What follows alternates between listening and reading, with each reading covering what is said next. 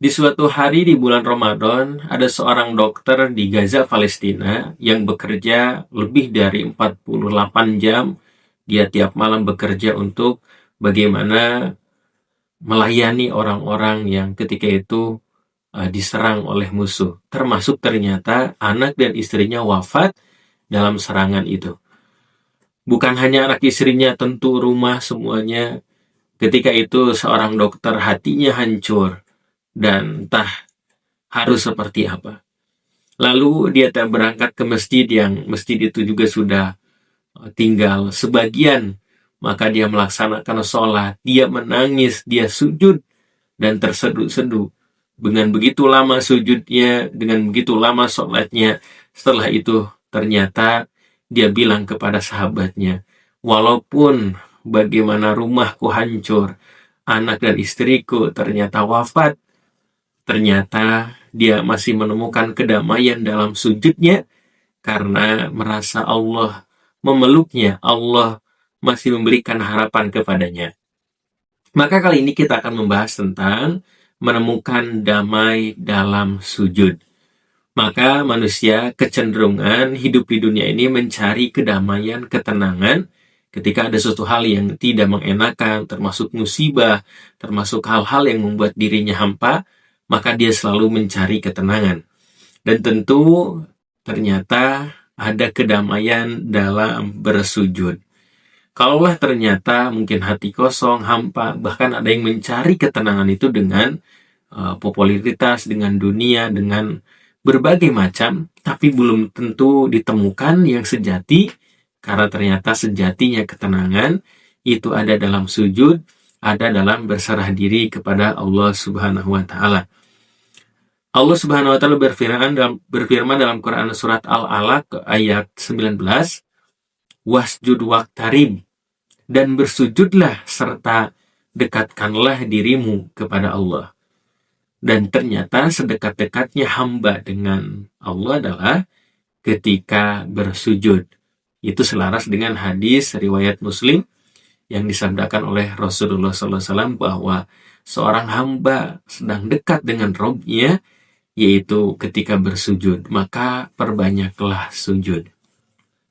Dan inilah bukan hanya makna sekedar fisik yang kita sujud, tapi bagaimana hati kita tunduk, hati kita merendahkan diri kepada Allah Subhanahu wa Ta'ala, dan kita kembali kepadanya untuk apa? Untuk diberikan bagaimana ketenangan jiwanya, menghubungkan antara hati kita dengan Allah Subhanahu wa Ta'ala.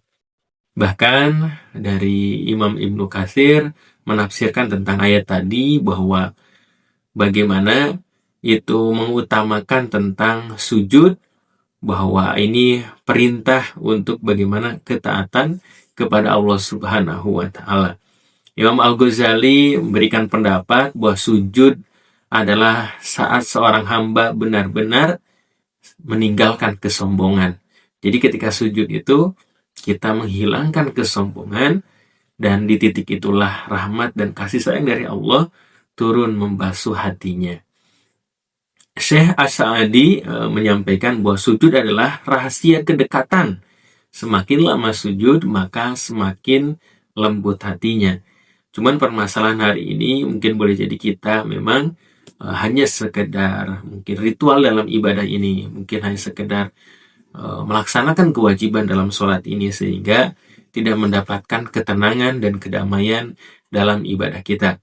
Tentu dengan seperti itu, bagaimana kita mencoba untuk menghayati dan memberikan makna dalam setiap sujud kita.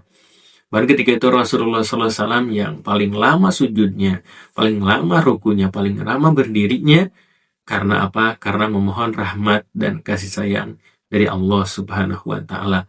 Abu Bakar As-Siddiq sebagai sahabatnya pun bagaimana sering menangis dalam sujudnya sampai janggutnya dibasahi oleh air matanya ketika itu.